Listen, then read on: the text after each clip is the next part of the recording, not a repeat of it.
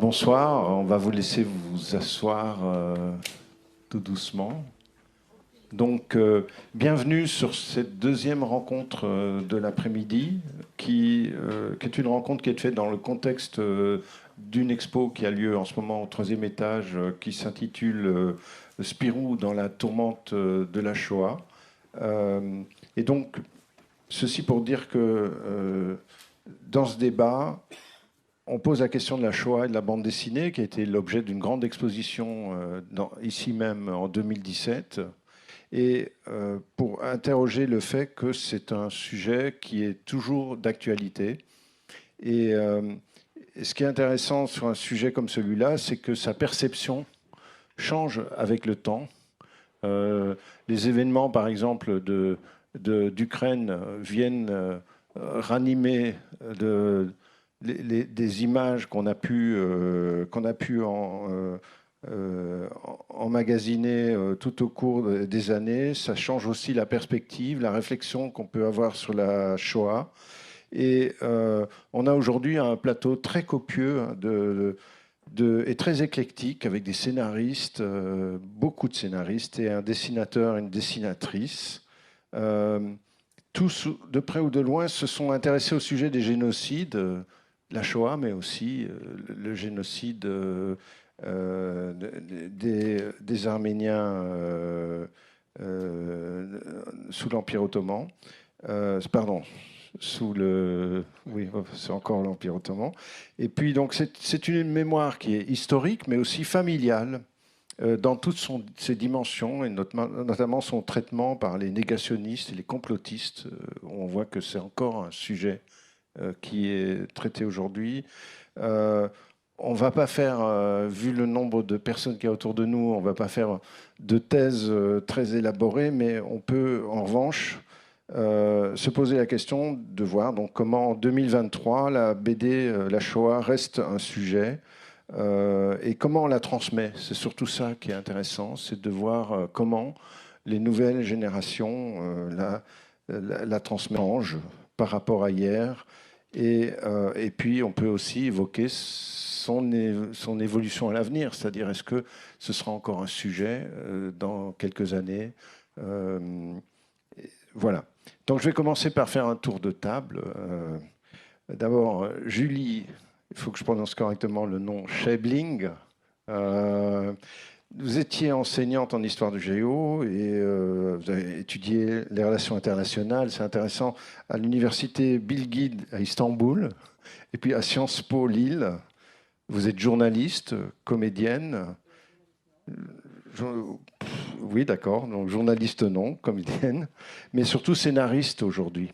Et notamment, vous avez fait pour un album qui s'appelle Les Artisans de la haine, une courte histoire pour la dessinatrice Catel sur Ginette Kolinka, avec qui, par ailleurs, vous travaillez sur... Il faudrait prendre un micro. Vous travaillez sur un documentaire. Alors, on avait un projet de documentaire, mais on a surtout eu en fait un projet de BD à un moment, Ouais. parce que Catel, la dessinatrice, qui est aussi en l'occurrence ma mère, avait rencontré Ginette après avoir lu son livre Retour à Birkenau. Et elle s'était particulièrement bien entendue, et Ginette avait eu elle-même l'idée d'une BD, en disant il faut absolument que ce soit dessiné, qu'il y ait des images, les mots comptent. Oui, pardon, peut-être que non, c'est bien. C'est bien, mais on en reparle. Mais donc voilà. Voilà. Alors, à côté de vous, il faut que je retrouve mes fiches parce que la liste est longue. Et donc, il faut que j'arrive à Valérie Gounet. Alors, Valérie Gounet, vous êtes historienne et surtout spécialisée dans le négationnisme et l'extrême droite en France. Vous êtes chercheuse rattachée à l'Institut d'histoire du temps présent, qui est une unité de recherche du CNRS. Et vous êtes l'autrice d'une première histoire du négationnisme, qui était d'ailleurs votre thèse de doctorat, Vous pouvez peut-être prendre le micro pour me contredire si je dis des bêtises. Et puis vous êtes intéressé particulièrement à Robert Faurisson et puis à l'histoire du Front National. Vous êtes directrice adjointe de l'Observatoire du conspirationnisme et membre du comité scientifique de la DICRA. C'est fini ça ? Voilà, c'est fini. D'accord, bon, vous l'avez été donc.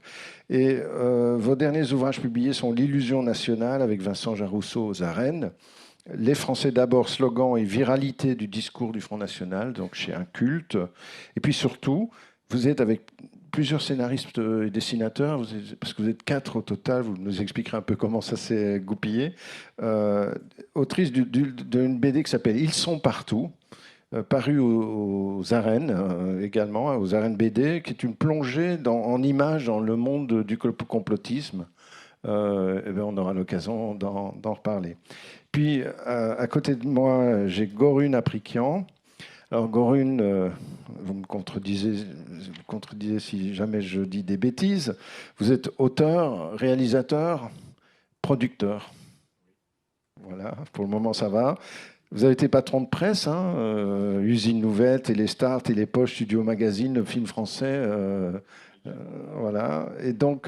Et puis vous avez laissé ce métier de côté pour vous consacrer à l'écriture, en particulier de nouvelles, de pièces de théâtre. Et puis on y vient de scénarios de bande dessinée, et notamment sur le génocide des Arméniens.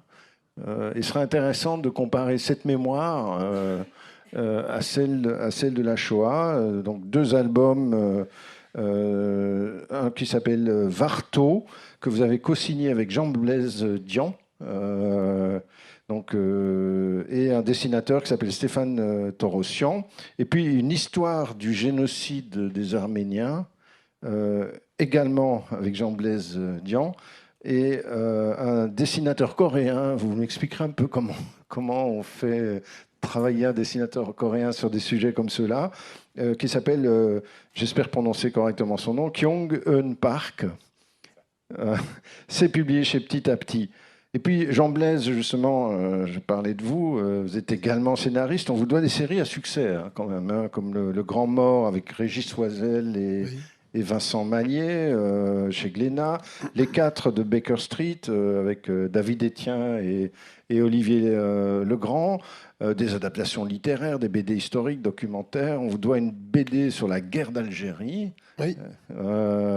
Et sur le génocide des Arméniens, qui n'est pas celle qu'on vient d'évoquer, qui s'appelle Mission spéciale Némésis, avec Yann Varouillan Sirapian, excusez-moi si j'écorne son nom, et surtout au dessin Paolo Cossi, c'est aux éditions Sigest. Et puis donc Varto avec Gorune Aprikian. Et puis Zazie Tavitian, qui est à votre droite. Vous êtes journaliste spécialisé dans l'alimentation. Vous avez écrit pour l'Obs. Vous êtes chroniqueuse sur France Inter. Ça s'appelle On va déguster sur France Inter. Et puis, vous avez créé pour Binge, comment on prononce ? Binge Audio, les podcasts Casserole.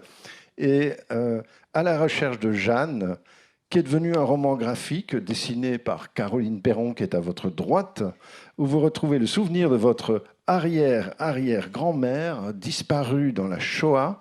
Et ce souvenir, vous l'évoquez avec les recettes, avec ses propres recettes que vous avez retrouvées dans les archives familiales. Voilà, c'est le point de départ, en tout cas, ce cahier de recettes. Et après, on a retrouvé énormément d'autres archives. Voilà, ce qui est une façon intéressante d'aborder cette mémoire. Et enfin, je vais essayer d'arriver à retrouver mes papiers. Voilà, Caroline Perron. Vous êtes tout jeune diplômée des arts décoratifs de Paris en section images imprimées. Je ne savais même pas que ça existait. Vous êtes illustratrice et dessinatrice. Et vous avez publié chez Calman Levy la bande dessinée qu'on vient d'évoquer, qui est votre première bande dessinée. Et c'est donc Zazie, avec Zazie Tavitian, qui est à la recherche de Jeanne.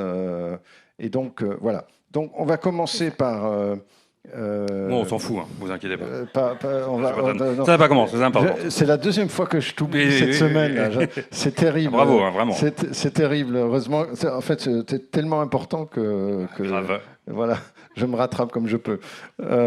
Oui, Jean-David Morvan, évidemment. En plus, tu vas dire des trucs que je sais déjà, donc ça sert à rien de le dire. Vous êtes scénariste de bande dessinée. Oui, mais notre audience ne le sait pas encore. Mais bon, en gros, vous êtes un des dessinateurs français, un des scénaristes français les plus prolifiques de votre génération. On vous doit de nombreuses séries comme Nomade, Sillage, Troll, HK, Spy Game, j'en passe des meilleurs. Avec un Coréen aussi. Ouais, avec un Coréen aussi. Oui, qui est Spy Game, qui est fait par Kim Jong-gi, qui est décédé récemment, c'est formidable. On vous doit un Wolverine pour Marvel, et puis quelques Spirou et Fantasio aussi, parce que vous n'êtes pas là pour rien. Et puis surtout, oui, c'est pas inutile de dire que vous avez remporté un Silver Award au Prix international du manga au Japon. C'est pas très utile, mais c'est gentil. Et surtout, vous êtes le scénariste à succès de plusieurs bandes dessinées qui évoquent la Shoah. Il y a Irena, avec Séverine Trefouel, David Évrard et Walter, chez Glénat, qui raconte le destin hors norme d'une des plus grandes héroïnes de la Seconde Guerre mondiale, qui était déclarée juste parmi les nations, qui a sauvé... Donc 2500. On parle d'Irena Sendlerova, qui a sauvé près de 2500 enfants juifs du ghetto de Varsovie. Vous collaborez aussi avec la grande résistante Madeleine Riffaut. Elle va bien ? Elle m'a appelé parce qu'à mon avis, elle doit se demander où je suis, donc je vais me faire engueuler quand je vais aller la voir tout à l'heure. D'accord. Donc Madeleine, quel âge elle a maintenant ? 98. 98, c'est une des grandes résistantes, notamment de la libération de Paris. C'est une BD dessinée par Dominique Berthaille, ça s'appelle Madeleine résistante, la rose dégoupillée chez Dupuis. On vous doit aussi le scénario, c'est long, hein. On lui doit aussi le scénario de Simone avec David Évrard et Walter. Alors Simone, c'est Simone Lagrange, hein, qui a témoigné notamment au procès Barbie, qui est une grande résistante française déportée à Birkenau. Également, vous êtes le scénariste avec David Évrard, on l'a évoqué dans le premier débat tout à l'heure, des Amis de Spirou, qui raconte l'histoire de Jean Doisy. Et donc c'est pourquoi une de vos planches figure dans l'exposition Spirou et dans la tourmente de la Shoah. Enfin, vous êtes aussi l'un des scénaristes de cet album qu'on a évoqué tout à l'heure qui s'appelle les Artisans de la haine, avec plusieurs dessinateurs, dont David Évrard, Facundo Percio, Arnaud Loquet, Raphaël Ortiz et Citron. C'est juste. Ça y est, j'ai oublié personne, il y a tellement de monde que j'en arrive à être un peu distrait. Moi, je voudrais revenir vers vous, Julie. Ginette Kolinka, moi j'ai adoré cette petite histoire, je voulais vous le dire. Je voulais vous dire parce qu'elle se termine par une séquence où on voit Ginette en classe s'adresser à des enfants pour témoigner. Et notamment, elle parle des négationnistes. Elle dit si la Shoah n'a pas existé, expliquez-moi pourquoi j'ai ce numéro sur le bras. Comment on aborde un personnage comme Ginette Kolinka pour parler de la Shoah, et comment vous, qui êtes jeune, comment vous percevez cette mémoire et en quoi elle peut être importante à être transmise aujourd'hui ? Alors déjà, j'ai pas eu tellement à scénariser en fait pour cette BD, dans la mesure où à l'époque j'étais enseignante en histoire géo dans un lycée. Et Ginette Kolinka, qui fait le tour de plein d'écoles, est venue rendre visite à mes élèves de première. Et en fait, elle est venue avec des documents, elle est venue avec des photos. Et à la fin, elle a réellement soulevé sa manche pour montrer ce qu'elle appelle sa trace indélébile. Et en effet, les élèves... Alors, non seulement parce que dans les programmes, maintenant, la question du négationnisme est vraiment posée, mais aussi parce qu'il y a de plus en plus de discours ambiants, révisionnistes et négationnistes. Lui, ont posé cette question du négationnisme. Et vous, comment vous faites si vous avez un négationniste en face de vous ? Qu'est-ce que vous lui répondez ? Et sa réponse à chaque fois, c'est de soulever sa manche et de dire « J'aimerais alors qu'il puisse m'expliquer ça ». Alors, je ne crois pas qu'elle ait été confrontée à des négationnistes directement, mais elle disait qu'elle serait curieuse d'en avoir un face à elle pour pouvoir lui adresser cette question, pour pouvoir discuter réellement de ça. Cette image de fin, en fait, c'est une image qu'on a vraiment vécue, les élèves et moi, et que j'imagine plein d'élèves vivent en France en la voyant, puisqu'elle circule dans les écoles. Jean-David Morvan, on vient de l'évoquer tout à l'heure, vous avez aussi rencontré, alors on peut presque dire, qu'est-ce qui se passe avec Madeleine, vous vivez ensemble ou quoi? Quasi. Ouais, quasi. Elle habite pas loin de chez Ginette, parce que je travaille aussi avec Ginette, on est à Birkenau avec elle. Oui, elle habite tout près, là, dans le Marais, effectivement. Mais comment aussi, parce que là, on a évoqué pas moins de 4 bandes dessinées qui touchent à ce sujet. Qu'est-ce qui fait qu'un scénariste comme vous aborde ces sujets-là avec une telle abondance, j'ai envie de dire, parce qu'avant ça, vous faisiez des récits de science-fiction, des récits d'aventure un peu fantastiques. Qu'est-ce qui se passe? Il y a eu un tournant dans votre vie qui a changé? Non, j'en sais rien. Je suis le premier surpris, mais en même temps, le fait d'accumuler de la documentation, de lire des livres, d'apprendre des choses, nous donne envie de faire d'autres choses. Donc c'est presque un chemin qui me permet de voir le même sujet de plusieurs visions différentes. Entre Simone Lagrange et Madeleine, c'est 2 visions différentes de la guerre avec un ennemi commun. Ce qui est pratique, c'est qu'on les connaît à peu près, les méchants. Donc on n'est pas obligé de perdre beaucoup de temps à les expliquer. Donc en fait, on peut se concentrer vraiment sur la psychologie des gens qui sont contre eux. Donc voilà, après c'est venu tout seul, mais c'est vrai que quand j'ai rencontré Madeleine, je l'ai vue pour la première fois à la télé, je travaillais sur le 3e Irena Sendlerova, et donc j'ai été frustré de ne pas l'avoir rencontrée, elle était morte en 2008, et je me suis dit, tiens, il y a encore des gens qui sont vivants, et Madeleine, elle m'a appelé à travers l'écran, donc je l'ai appelée au téléphone pour savoir si elle voulait bien que je la rencontre. Elle m'a envoyé chier parce que c'est Madeleine. Elle dit, comment vous avez eu mon numéro de téléphone? Parce que j'ai demandé à un copain journaliste, elle m'a dit, vous êtes bien bête, je suis dans l'annuaire, elle m'a quasi envoyé virer, quoi. Elle m'a dit, rappelez-moi la semaine prochaine, et voilà, je l'ai rappelé, elle m'a dit de venir la voir, et depuis, on se quitte plus, donc je suis en train de devenir un garçon du Marais, moi qui étais un provincial, ça me fait bizarre, quoi. Goroun, c'est comme ça qu'on prononce Goroun? Goroun.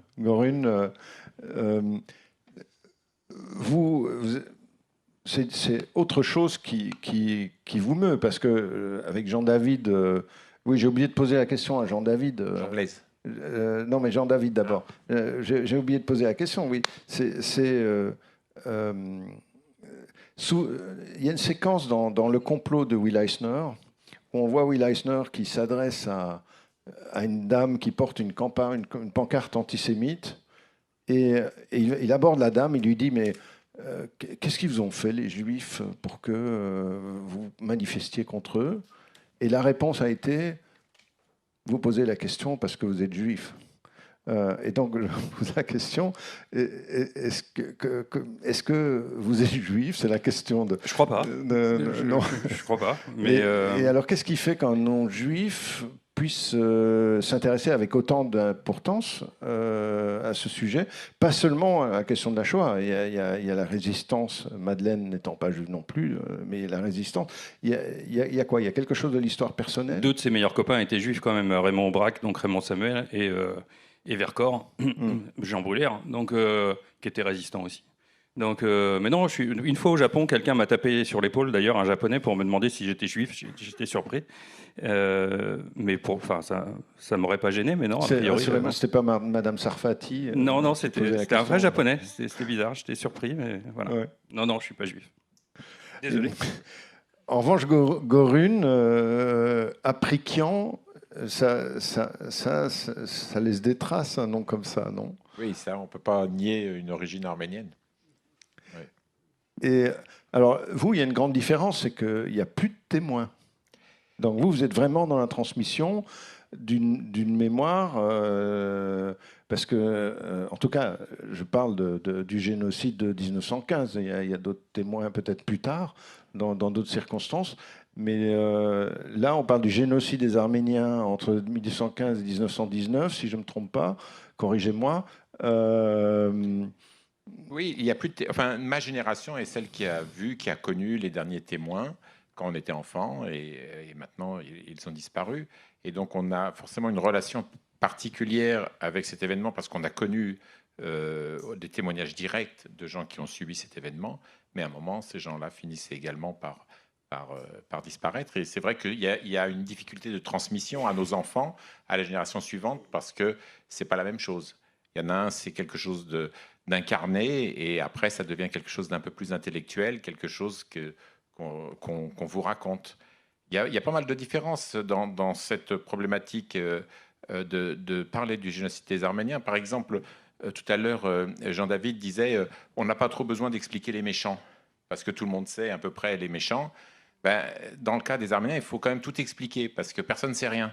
Donc on est quand même obligé de tout expliquer, les méchants, pourquoi, où ça se passe, qu'est-ce qu'il y a, et le fait qu'il s'agit d'une idéologie et pas un conflit interethnique comme ça a été souvent, on a souvent tendance à le ramener, mais qu'il s'agit vraiment d'une idéologie qu'on qualifierait de comment on appelle ça, du darwinisme social. Et enfin bon, il y a beaucoup de choses à expliquer, et donc c'est très difficile d'aborder ce sujet en allant dans l'extrémité du développement des individus, parce que vous êtes toujours obligé d'avoir un préambule colossal. Et donc je pense que pour le scénariste, c'est une vraie gageure en fait. Jean Blaise, on peut dire que vous travaillez ensemble parce que vous êtes un technicien de la bande dessinée.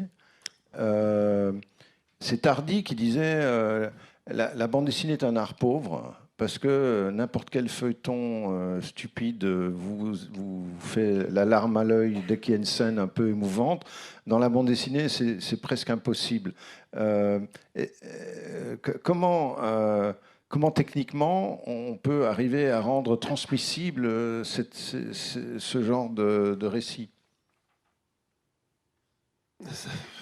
Vaste question. Moi, je ne sais pas. Enfin, avec Gorune, là, on a élaboré l'histoire un peu ensemble. Lui avait des éléments, moi j'en avais un peu d'autres.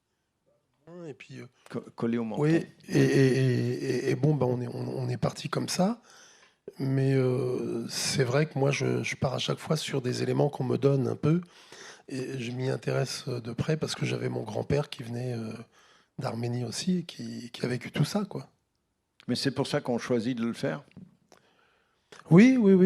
En l'occurrence, pour cet album, j'avais fait un album sur la guerre d'Algérie l'année précédente. C'est l'éditeur Olivier Petit qui m'a demandé, enfin qui nous a demandé, il y avait aussi Laurent là, qui nous a demandé de faire un album sur le génocide des Arméniens, et il s'est trouvé que bon bah on s'est mis ensemble avec Gorune et voilà quoi. Là, je ne connais pas l'origine de votre nom Zazie, mais Tavitian, ça rime, on va dire. Oui, bah c'est arménien. J'aurais pu aussi, mais je suis pas interviewée sur ce sujet-là. Mais c'était du côté paternel. C'est mes arrière-grands-parents qui sont arrivés en France après le génocide. Et par contre, Jeanne, donc Veille, c'est du côté maternel. Voilà, donc en fait, c'est cette double mémoire Alors, ce qui est intéressant dans votre album, c'est que on ne recueille pas des témoignages directs, mais vous travaillez un peu sur des archives, on va dire, et en particulier sur... il y a de l'émotion sur ce plateau. Sur les archives, et en particulier sur quelque chose qui vous rattache à votre arrière-arrière-grand-mère, c'est la cuisine. Vous êtes intéressé à ces recettes. Et est-ce que c'est ça aussi la nécessité de transmettre une mémoire, c'est de passer par les goûts, par la culture, au fond?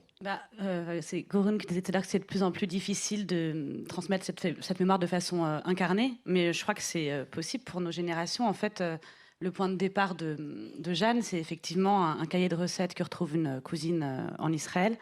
une cousine qui est chef et qui a mon âge, et elle le retrouve. Et en fait, Jeanne, tout le monde sait qu'elle existe dans notre famille, mais on en parle assez peu, et on n'en parle que comme la déportée.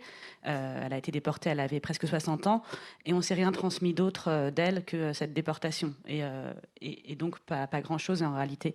Et en partant de ce livre de recettes, ça permet effectivement d'avoir un lien très direct avec Jeanne, parce que ça devient aussi ma technique d'interview en allant voir des petits-enfants de Jeanne, des personnes qui l'ont connue très petit, soit qui en ont entendu parler, et de cuisiner une recette de Jeanne avec eux.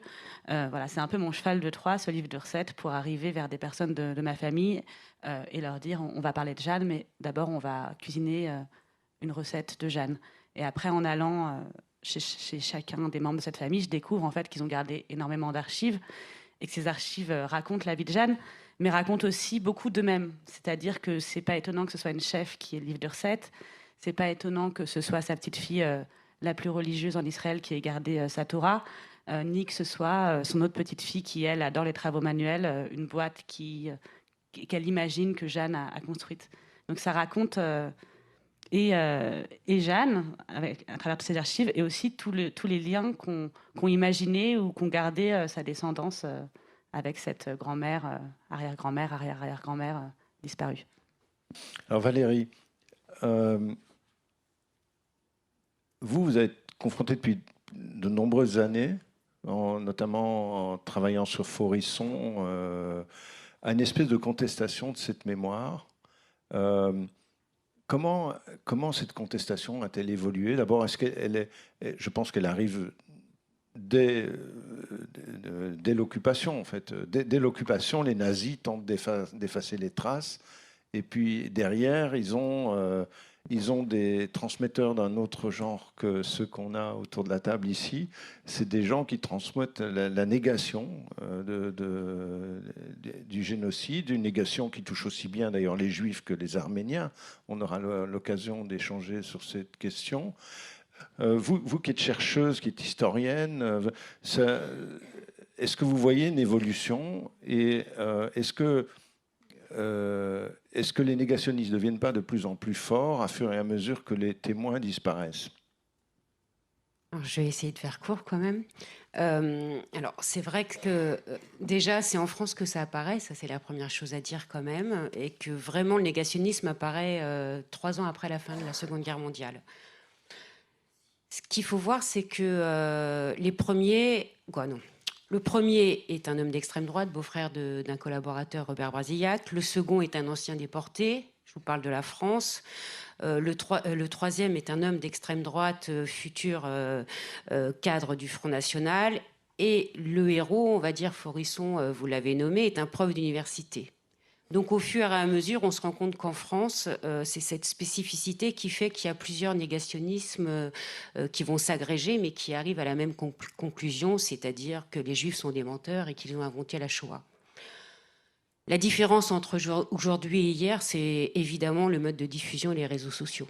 On est dans un truc aujourd'hui démentiel, quoi. Ça veut dire que en 48, il y en avait une centaine peut-être, et c'était des bouquins, etc. Moi, quand j'ai commencé ma thèse, j'allais dans les librairies néo-nazis, parce que je suis vieille quand même, donc il n'y avait pas Internet. Et aujourd'hui, je m'y déplace beaucoup moins, mais on n'a qu'à appuyer sur un bouton. Donc la différence est là, et évidemment, on parlait de Ginette Kolinka et d'autres, les derniers témoins sont en train de disparaître, il va y avoir un tournant, certainement, même si on ne peut pas lire dans le futur. Gorun, vous, ce tournant, il est long, il est grand. Oui, mais le négationnisme, il faut savoir qu'à l'heure actuelle, dans les écoles, les professeurs d'histoire ont vraiment affaire à un négationnisme exacerbé, tant pour la Shoah que pour le génocide des Arméniens. Et il est très violent dans le cadre du génocide des Arméniens parce que il est structuré par l'État turc. Il y a un État derrière qui sponsorise ce négationnisme.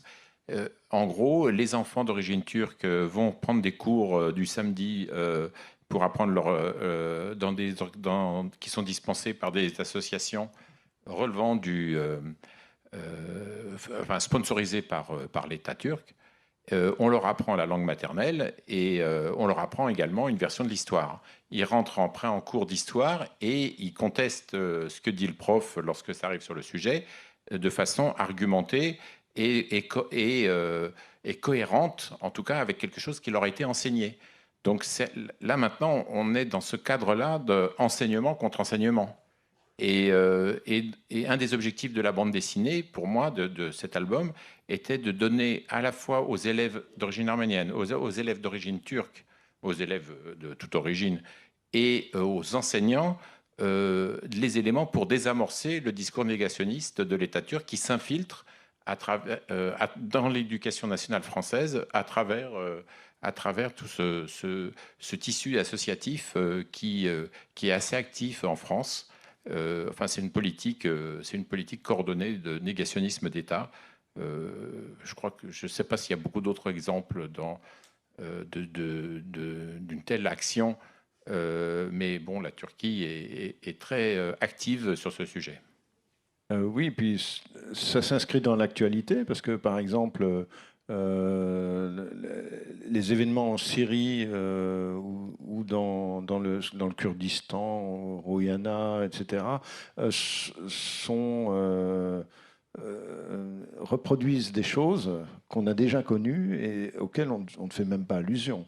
Oui, alors ça c'est... Oui, en tout cas, par exemple, dans la guerre en Syrie, on a vu ce qui s'est passé. Alors ça c'est un peu autre chose. C'est pour dire que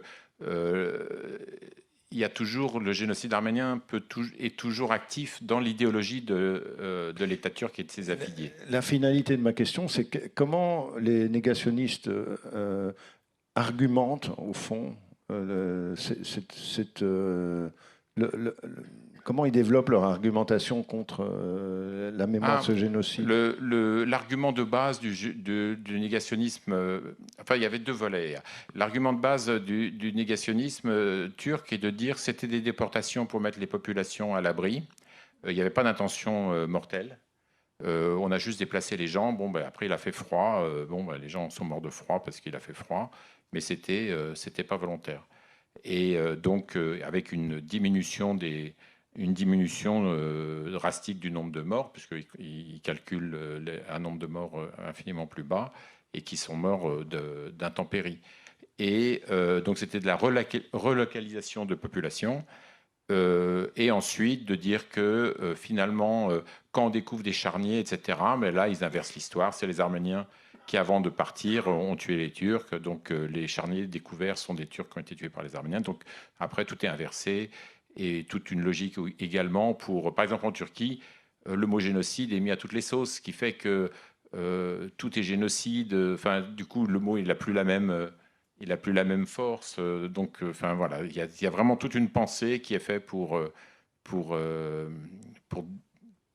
comment dire, se faire s'effilocher cette question, qui malgré tout reste active et reste toujours ressurgit comme une rivière souterraine ressurgit, pour une raison assez simple, c'est que la grande majorité des descendants des victimes du génocide arménien vivent en Turquie, sont turcs, ont été c'est les descendants des femmes qui ont été capturées, qui ont vécu avec leurs bourreaux et qui ont fait des enfants, etc. Donc l'histoire des victimes du génocide arménien, c'est aussi une histoire turque. Ils ne sont pas que les descendants des bourreaux, ils sont également les descendants des victimes, mais beaucoup ne le savent pas. En même temps, les historiens se sont réveillés aussi. C'est-à-dire qu'il y a eu des travaux de plus en plus abondants sur ce génocide qui viennent documenter et contredire toutes ces théories. Il y a beaucoup d'historiens turcs qui... Alors, quand Erdogan a eu sa période démocrate, dans les périodes entre... Il y a eu une période démocrate. Ah oui. Au début, Erdogan, jusqu'en 2000, je me trompe peut-être, mais 2010-2011, était plus démocratique que ses prédécesseurs kémalistes. C'est à ce moment-là que les historiens ont pu commencer à étudier la question du génocide des Arméniens et que beaucoup d'historiens turcs ont fait des recherches, ont ouvert les trucs. Et après, il a eu un tournant où il a tout refermé. Mais il a eu une période où, effectivement, où il se présentait comme, non pas comme un chrétien démocrate, mais un musulman démocrate. et où pendant je sais pas, 2003, 2005, 2010 par là, où la Turquie il y a eu un vent de démocratie qui a fait ressurgir énormément d'histoires. Et on a pu célébrer, ou commémorer plus exactement, le 24 avril à Istanbul, chose qui était impensable à l'époque kémaliste. Donc il y a eu un moment de liberté comme ça, et puis après tout s'est refermé, et il a fait marche arrière, et il est devenu de plus en plus dictatorial. Alors Valérie, est-ce que quel est l'argumentaire négationniste de base, et est-ce que ça évolue aussi? Parce que là, on est à 100 ans de distance pour le génocide des Arméniens. Est-ce que les négationnistes sont en train de disparaître aussi? Alors, le pseudo-argumentaire des négationnistes, en fait, il y en a de deux types. Le premier, c'est des personnes qui expliquent que techniquement, en sortant donc les plans de certaines chambres à gaz, le génocide n'a jamais pu avoir lieu. Les chambres à gaz n'ont pas pu fonctionner comme on nous l'a dit. Et celui qui est beaucoup plus aujourd'hui prégnant, c'est un négationniste qui va reposer sur le complottionniste. Les Juifs sont des menteurs, ils ont inventé ce que je disais tout à l'heure, ils ont créé leur État avec leurs mensonges, etc., etc. Donc qui est lié avant tout à l'idéologie d'extrême droite.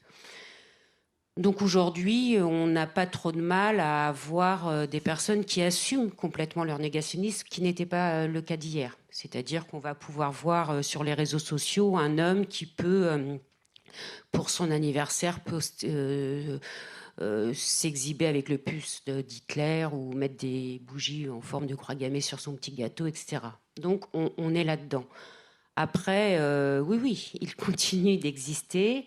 Le renouvellement générationnel est assuré et les adeptes sont là sans aucun souci. Donc, comme je le disais tout à l'heure, il y a surtout, j'allais dire, un avenir dans cette haine du complot juif, qui est quand même la base du négationnisme. C'est vraiment là où... Vous pouvez nous donner quelques exemples récents ?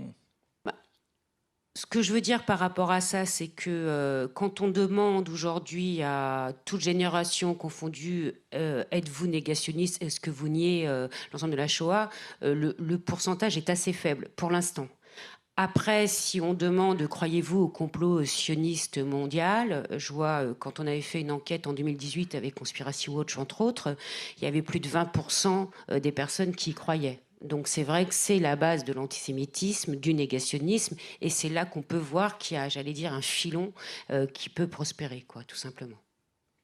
Jean Blaise,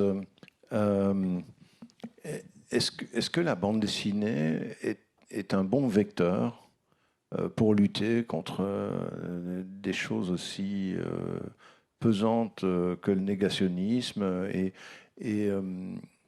quand vous mettez à travailler avec Goruhn, dont on sent bien toute la puissance de l'historien, de la connaissance du sujet, il n'y a pas quelque chose d'un peu naïf dans cette façon de croire que ça peut changer les choses au niveau des lecteurs? Je ne sais pas si ça peut changer des choses. En tout cas... Nous, on estime qu'il faut le dire, que c'est quelque chose qui doit exister. Ça existe en livre, en cinéma, excusez-moi. Mais bon, nous, on fait ça en bande dessinée, c'est notre moyen de le temps vous vient un coup pour vous remettre. Je vais poser la question à Jean-David. Alors, Jean-David, est-ce que le fait que ces dernières années, il y ait de plus en plus d'occurrences où vous traitez de ces sujets, où il y a une documentation extrêmement précise, extrêmement volontaire, on peut dire, hein, parce que aussi bien les amis de Spirou qui s'adressent aux plus jeunes que Madeleine, qui va parler de la guerre aux plus âgés, enfin plus âgés à partir des ados, on peut dire. Est-ce que ça peut avoir un impact? Est-ce que c'est pas un peu naïf? C'est ça la question. Tant mieux si c'est naïf, ça nous permet de le faire. Peut-être si on n'était pas naïf, on ne le ferait pas, donc du coup ça n'existerait pas.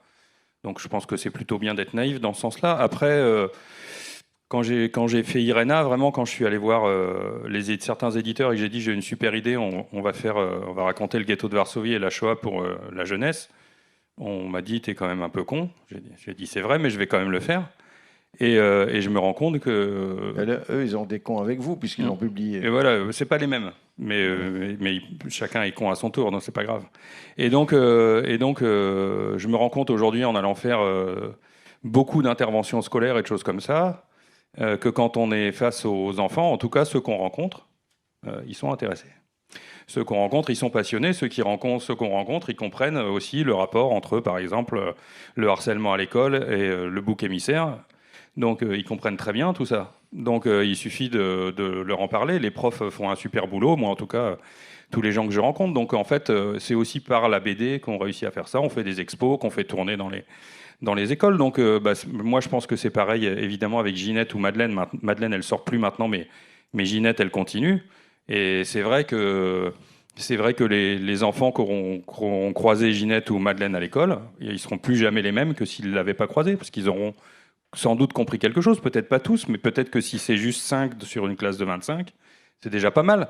Donc je pense qu'être naïf, alors ça vaut le coup si ça nous permet de faire les choses. C'est Elie Wiesel qui disait « Celui qui écoute la parole d'un témoin devient à son tour témoin ». Il y a un peu de ça. Bah moi, en tout cas, c'est mon cas avec Madeleine et d'autres, donc oui, je pense qu'il y a de ça. Alors, en ce qui concerne votre livre, quel a été le retour que vous avez eu des lecteurs, des lectrices comment on vous parle du sujet à partir du moment où vous en parlez avec des recettes de cuisine? Enfin, est-ce que c'est un détour qui est payant? Est-ce que le message passe? Alors, en tout cas, moi, je précise que c'est pas un livre de cuisine. Il ne faut pas que les gens soient déçus après qu'ils le lisent et qu'ils s'attendent à faire des recettes, parce que c'est plutôt une technique d'interview, même si c'est vraiment la base, moi, qui me donne l'autorisation en fait d'enquêter sur ce sujet aussi, parce qu'effectivement, je suis journaliste spécialisée dans l'alimentation, donc retrouver ce livre, ça me donne un peu l'autorisation d'aller fouiller dans mon histoire familiale.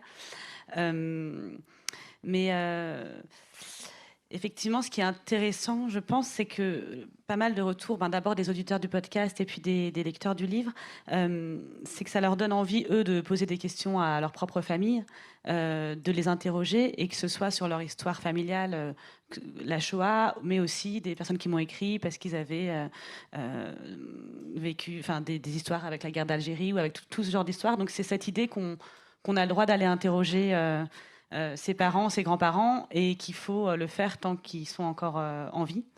Donc ça, c'est quelque chose que j'ai eu beaucoup comme retour, me demander comment j'avais fait, comment j'avais mené cette enquête, comment avaient réagi les personnes de ma famille aussi.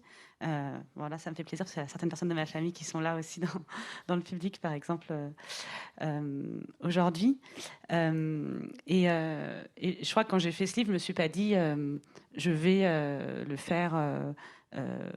on parlait des négationnistes, c'est pas la raison première pour laquelle j'ai fait ce livre. Mais ceci dit, je pense que tout nouveau discours et récit qui est créé autour de cette histoire est important.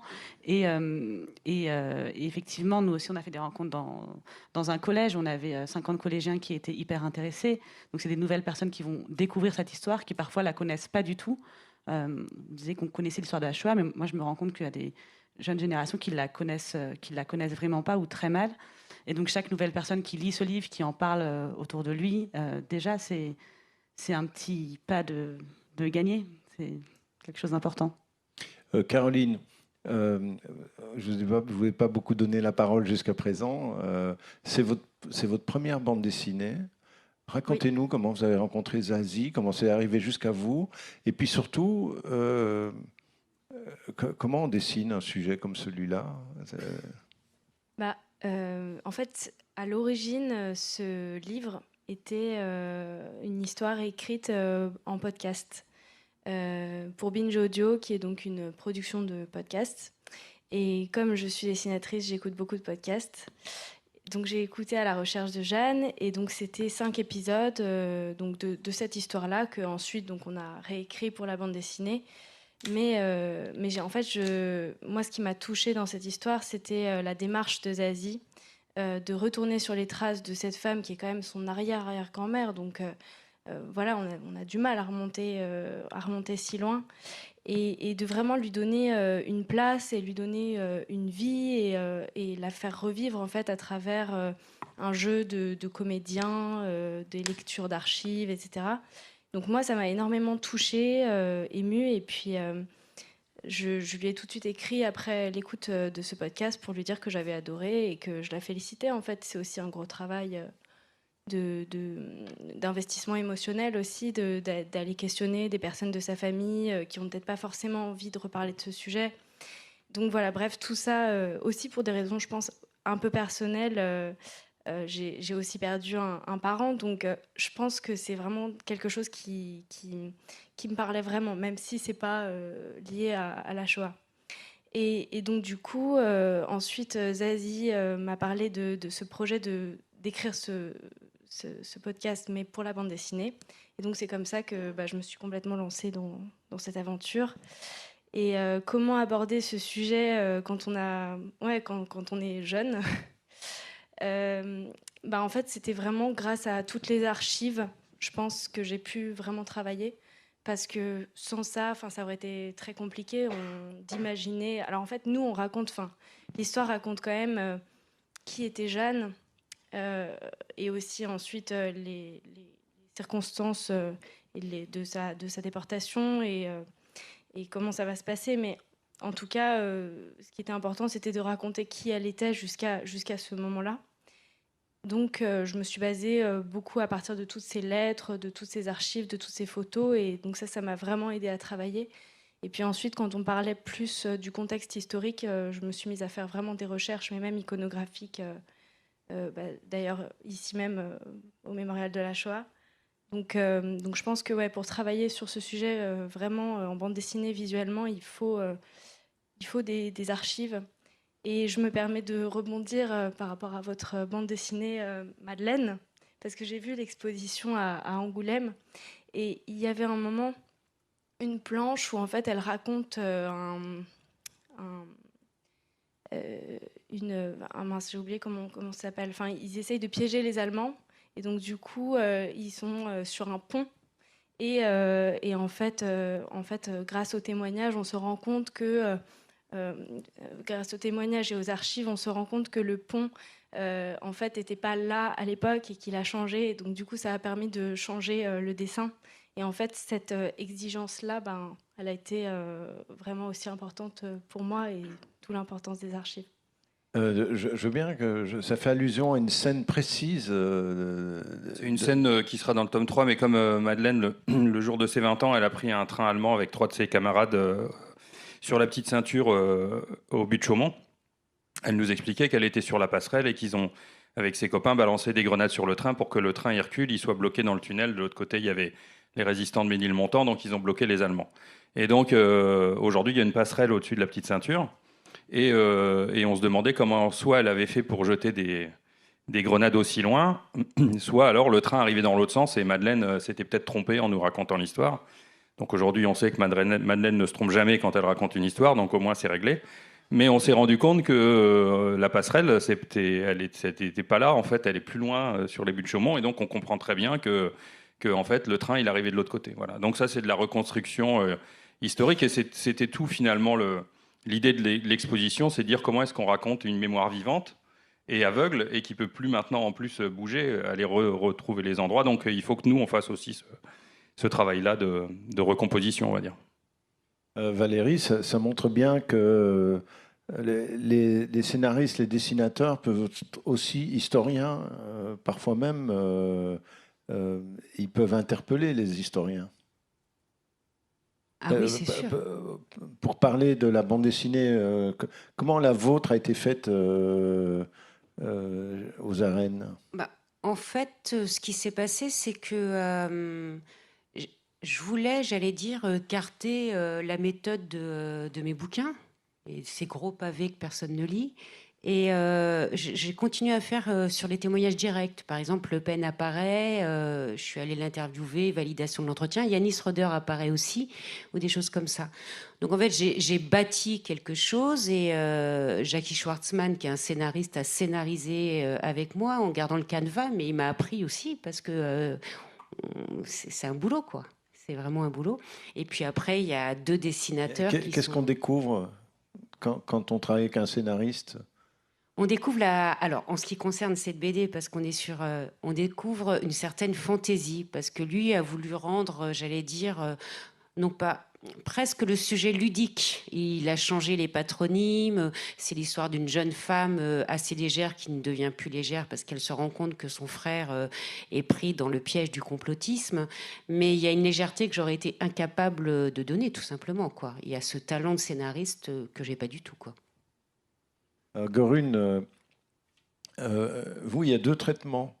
Il y a un traitement un peu de fiction, Varto, et puis il y a un traitement qui est là purement didactique, enfin qui est aussi une histoire un peu de fiction, mais qui est entrecoupé. C'est la caractéristique des livres de Petit à Petit, c'est que ce sont des chapitres qui sont à chaque fois entrecoupés de petits dossiers rédactionnels, souvent très très bien faits d'ailleurs. Oui, c'est la caractéristique de l'édition Petit à Petit qui fait ce qu'ils appellent des docu-BD. Donc, où il y a une histoire d'une fiction qui, en fait, n'est pas tellement une fiction parce qu'on s'est inspiré de plusieurs histoires authentiques qu'on a tricotées ensemble. Et pour mettre en relief, enfin, mieux comprendre, il y a des passages documentaires qui permettent de retracer. Donc, dans le cadre de la guerre d'Algérie, c'était la guerre d'Algérie, là, le génocide des Arméniens, qui permettent de mettre des points historiques, puisque finalement, la fiction n'est qu'un regard au microscope sur une des histoires. On ne peut pas englober quelque chose d'aussi général dans une seule histoire, mais ça permet de montrer les différents moments. Parce que je voulais rajouter quelque chose à propos de la bande dessinée et de l'utilisation de la bande dessinée par rapport au négationnisme. Il y a quelque chose de particulier, je crois, dans cet album, c'est qu'on s'est soucié beaucoup des enfants. On a eu le souci du négationniste. Voilà, je vais le formuler de façon un peu provocante, parce que l'enfant d'origine turque qui est à l'école française et qui tout d'un coup se prend un truc sur le génocide des Arméniens, lui qui idéalise sa culture d'origine, je me suis dit que ce gamin, il fallait pas aborder la question, il fallait réfléchir à la façon d'aborder la question et pas le repousser ou le repousser dans un coin muet le rendre muet et qu'il aille se cacher dans son négationnisme ou se draper dedans. Et donc j'ai beaucoup eu le souci de cet enfant, et c'est pourquoi l'ensemble de l'album lui offre des figures positives de sa culture d'origine, et l'accent est mis sur les justes, à la fois dans la partie documentaire, parce qu'il y a eu beaucoup de justes turcs, donc personne ne parle ni les Arméniens, ni bien sûr l'histoire officielle turque. Et donc, à la fois dans la partie fiction et à la fois dans la partie documentaire, l'accent est mis sur les justes turcs, ce qui est une façon également pour moi, de faire en sorte que ce discours puisse donner à cet enfant des figures positives de sa culture d'origine, et non pas qu'il continue d'avoir comme figure positive des criminels, d'horribles criminels. Alors, Julie, comme ancienne prof d'histoire géo, et puis le fait aussi que vous baignez dans la bande dessinée depuis toute petite, puisque vous avez rappelé que vous étiez la fille de Catel, est-ce qu'il y a dans la bande dessinée quelque chose qui est de l'ordre de la synthèse, de la simplification, qui fait que ça passe bien auprès des jeunes, ou bien ça demande un accompagnement? La simplification, je ne sais pas. La vulgarisation, certainement. Et dans les artisans de la haine, je pense qu'un des objectifs, c'était aussi ça, en effet. Et c'était de montrer l'antisémitisme sous différentes formes. Alors, il y a... d'ailleurs, ça montre en fait surtout l'apothéose de la haine en général, puisque ça parle aussi du Rwanda, ça parle des protocoles des sages de Sion. Donc, ça parle de jusqu'où, en fait, un sentiment de haine peut aller se traduire politiquement, géopolitiquement. Ensuite, je trouve que la BD, justement, a quand même... une vertu non négligeable qui est celle d'arriver à poser des mots et des images. Et là, dans le cadre, par exemple, de Ginette Kolinka, la question qui s'est posée au dessin, c'était qu'est-ce que je peux représenter sur lesquels je n'ai pas d'archives, justement. Et là, tout reposait sur les témoignages de Ginette Kolinka, qui elle-même, en fait, a des souvenirs qui évoluent, qui parfois sont flous.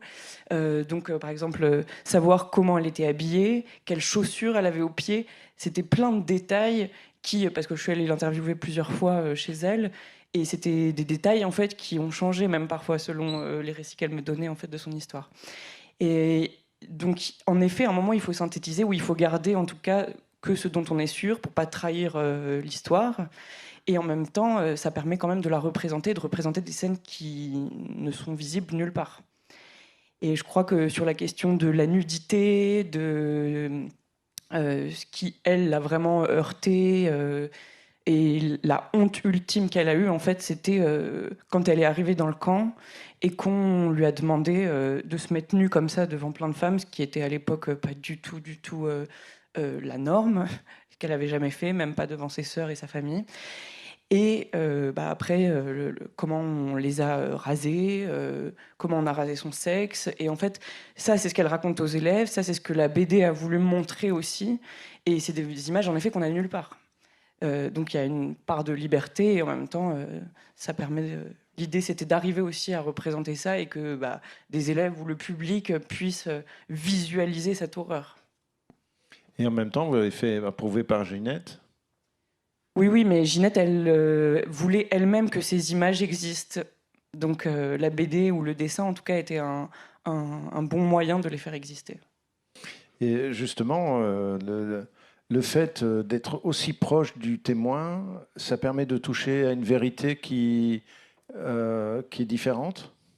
Il faut les deux, il faut avoir le témoin et puis il faut regarder de la documentation, chercher là où ça correspond, là où il y a des différences et essayer de comprendre pourquoi il y a des différences justement. Est-ce que c'est juste une question de souvenir ou est-ce que c'est différent pour chacun ?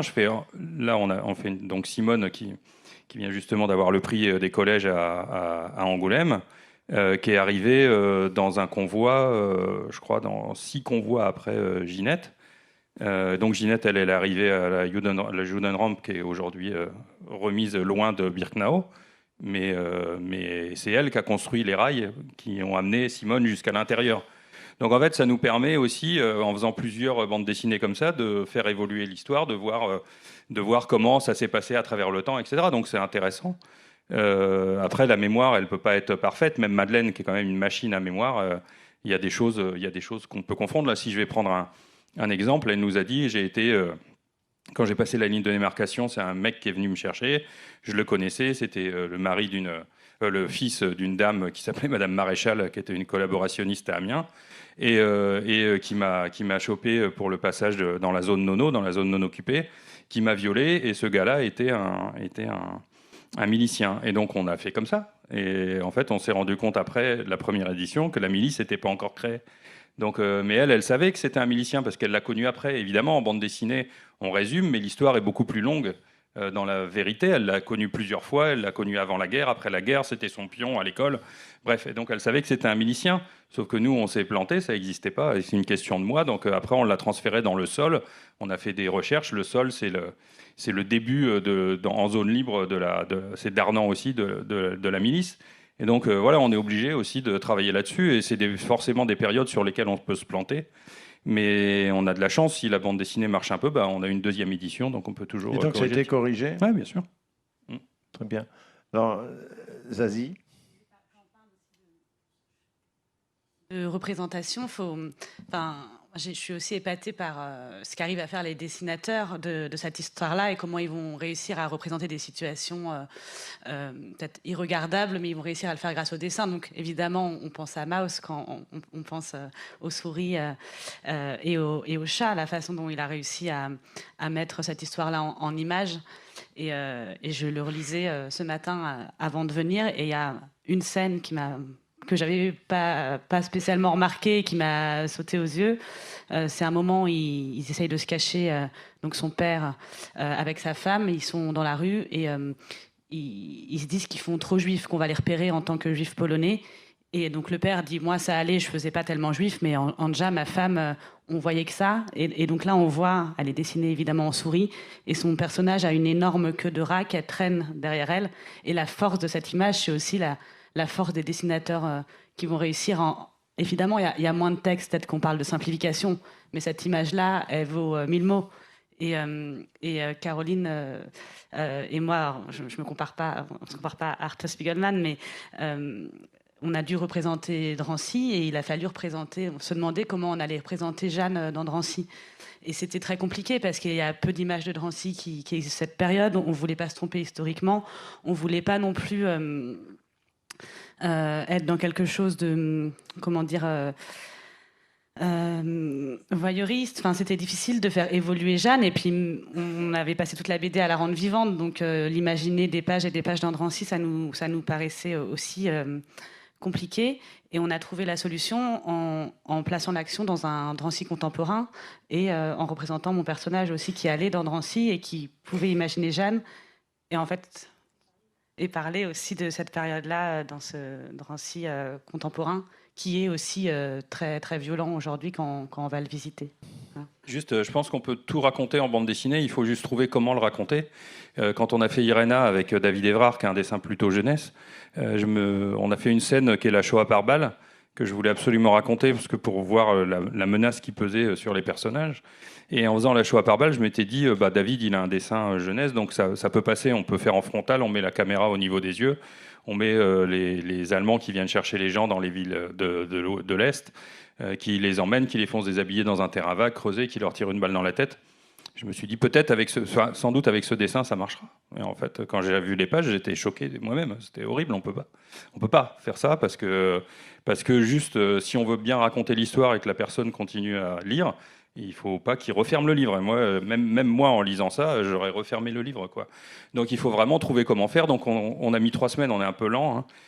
On a descendu la caméra au niveau des pieds, en fait. Et en fait, on raconte toute l'histoire de la Shoah par balle dans un exemple, mais avec une caméra au niveau des pieds. Donc on peut le raconter, ça passe, c'est terrible, c'est hyper dur, mais on peut le continuer à lire la BD. Et ça, c'est le plus important que nous, dans notre travail de scénariste, c'est essayer de transmettre l'émotion et de pouvoir tout raconter. On voulait rien édulcorer. Hein. Pour Irena, ça commence, je pense, pour les enfants de 10 ans, et après, comme je disais tout à l'heure, tout le monde peut le lire, mais il faut réussir à tout dire, mais voilà, trouver comment, et ça, c'est le principal du boulot, quoi. Alors Valérie, vous avez travaillé avec des dessinateurs qui sont des dessinateurs de presse, notamment, je pense à Lara. Là, on est sur quelque chose de davantage schématique, davantage synthétique. C'est pour exprimer des idées, ça passe mieux. Quelle a été l'interaction que vous avez eue avec les dessinateurs ? En fait, ce qui s'est passé, donc ils étaient 2 déjà. Donc en fait, Morgane Navarro travaillait aussi pour l'Observatoire du conspirationnisme, donc connaissait le sujet. L'interaction qu'on a, c'est qu'évidemment, on essaye que ce soit le moins caricatural possible, avec des propos qui sont compliqués, et il faut être pédagogique. Donc on essayait justement, quand il nous présentait les planches, de caler aussi certaines choses. Et voilà, l'interaction était là. Donc on n'arrête pas de relire, mais comme toute BD, je pense, hein, les planches, les dialogues, etc., pour voir s'il y a une adéquation entre tout, et si ça passe surtout. Parce que c'est vrai que le but de cette BD et d'autres, c'est qu'elle soit avant tout pédagogique, quoi. Et que le lecteur dont tout le monde parle ne referme pas le bouquin, et qu'il y a une certaine intrigue qui puisse le tenir en haleine, on va dire. Mais donc on voit bien que la bande dessinée, la Shoah dans la bande dessinée, ou le négationnisme, ou le génocide sont toujours un sujet d'actualité. Là, peut-être maintenant, si vous avez des questions dans la salle, si vous voulez interroger nos auteurs, c'est peut-être le moment. On aurait dû prendre des sucettes comme Ginette Konaka, qui propose des sucettes pour les 3 premières personnes qui osent poser des questions. Je le raconte à chaque fois et j'ai jamais de sucettes. Tu aurais dû me prévenir avant, je me serais débrouillé pour avoir des sucettes.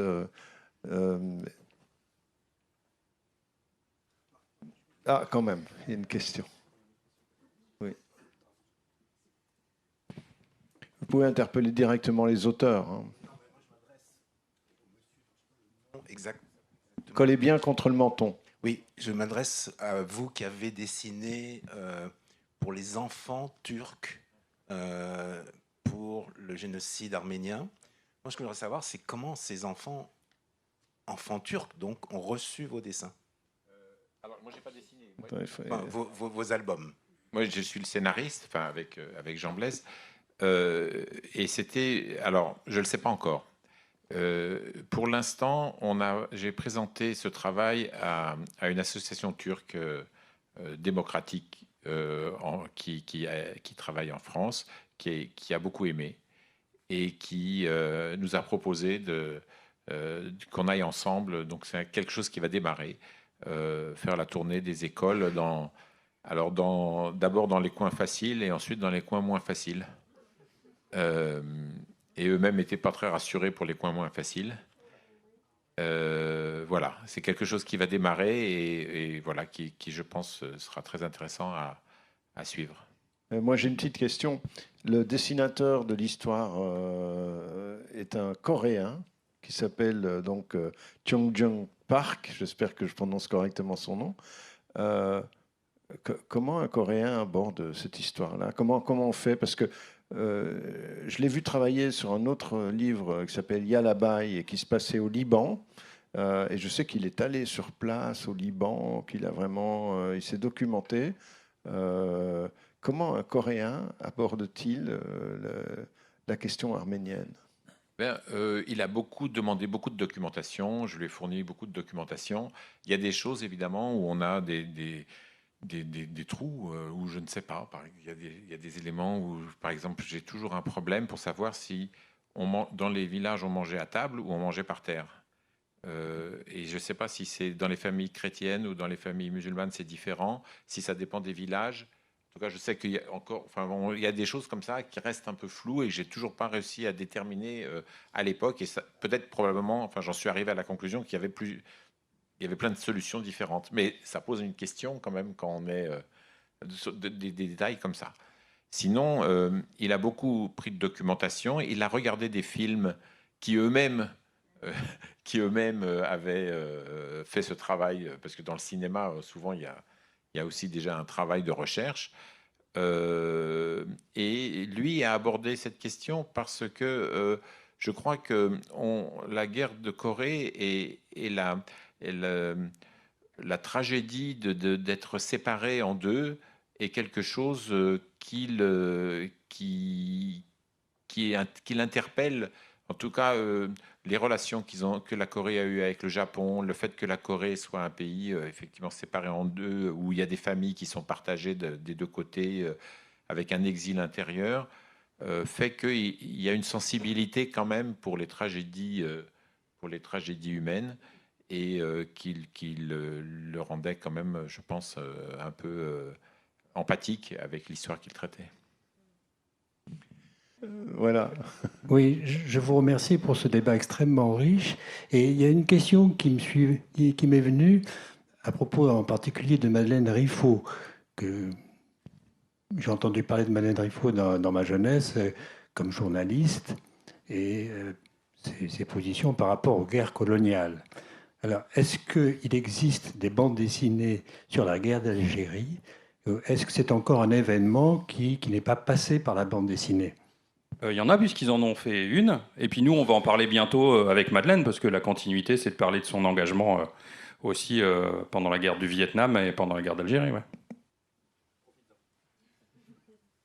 Oui, moi j'étais intéressé aussi par la guerre d'Algérie, et puis je me suis beaucoup documenté, puis j'ai travaillé avec une historienne. Et donc, dans la collection DocuBD, comme ça, j'ai fait un album qui retrace toute la guerre d'Algérie à travers le parcours de 2 Algériens qui ont participé à la libération de l'Europe, des nazis, et qui rentrent dans leur pays et qui découvrent que les Américains, 2 ans avant, ont parlé des lois américaines sur la détermination, sur le fait des peuples de décider eux-mêmes de ce qu'ils doivent être, et qui va déclencher il va y avoir automatiquement les événements de Sétif et tout. Et puis bon, à partir de ça, les deux amis algériens qui sont revenus de la guerre prennent des chemins divergents, et j'essaye d'explorer les 2 côtés de cette guerre jusqu'à son terme. Et donc il y a effectivement à chaque fois des pages documentaires. Donc bon, moi ça m'a passionné de faire ça. Puis bon, donc quand on a eu la possibilité de faire sur l'Arménie, j'ai trouvé ça aussi passionnant. Et bon, voilà quoi. En attendant, je dirais que Madeleine a toujours la même verve qu'à l'époque de ses articles sur l'Algérie, qu'elle signait Jean Renner d'ailleurs. Elle avait repris son nom de résistante, Renner. Donc voilà. Ok, encore une question. Oui, c'est une question. Bonjour, une question pour Jean-David. On n'a pas parlé des Amis de Spirou, là, alors que c'est la nouveauté. En même temps, c'est une bande dessinée où l'histoire de la bande dessinée croise la grande histoire. Comment est-ce que tu as décidé de travailler sur ce thème-là, qui paraissait assez évident, hein, parce que Jean Doisy, finalement, ça pourrait être un héros de bande dessinée. Je pense qu'avec Didier, qui travaillait aussi sur Jean Doisy, je pense il n'était pas très connu finalement. Donc on ne savait pas qu'il y avait cette histoire-là, mais j'étais bien content de me rendre compte qu'il n'y avait pas de BD sur ses Amis de Spirou. Si je résume à tout le monde en vitesse, c'est un club qui a été créé en 1938 par le journal de Spirou en Belgique, qui regroupe quelques personnes au début et 50 000, je crois, tu t'as dit tout à l'heure, en 1943. C'est des jeunes qui sont fans de bande dessinée. Et donc, il y a un code d'honneur en 9 points. Et quand la guerre qui est donc créée avant la guerre, et quand la guerre éclate, il y a des gamins qui rentrent dans la résistance en utilisant ce code d'honneur et ce code secret pour faire de la résistance.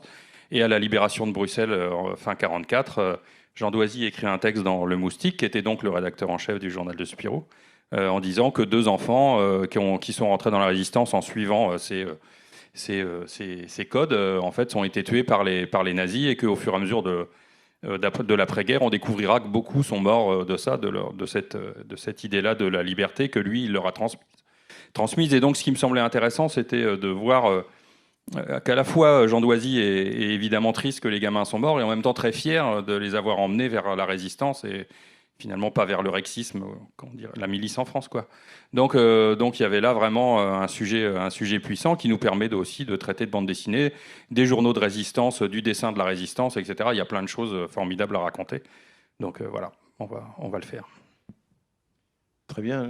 Une dernière question. Est-ce que dans l'expo, tu as découvert des trucs auxquels tu ne t'attendais pas? Dans l'expo au-dessus, là? Ah ouais, elle est géniale, l'expo, formidable. Et il y a la petite... non, c'était dans le slide d'avant qu'il y avait la petite marionnette de Spirou, par exemple, etc. Oui, je connaissais l'histoire de Moons et des marionnettes, mais je ne savais pas, par exemple, qu'ils avaient utilisé le spectacle de marionnettes qui était itinérant en Belgique pour sauver des enfants juifs, pour les emmener, les cacher, les emmener d'un côté à l'autre de la Belgique, leur faire passer les frontières, comme on dit, la prison des frontières dans la complainte du partisan. Donc il y a plein de nouvelles choses à découvrir. Je me suis rendu compte en vous écoutant tout à l'heure que je vais encore pouvoir utiliser plein de choses dans les histoires. Eh bien voilà, c'est un peu la conclusion. Allez voir cette expo, lisez les albums des unes et... Moi j'ai tout lu. Non, il y a plein d'albums. T'as tout lu?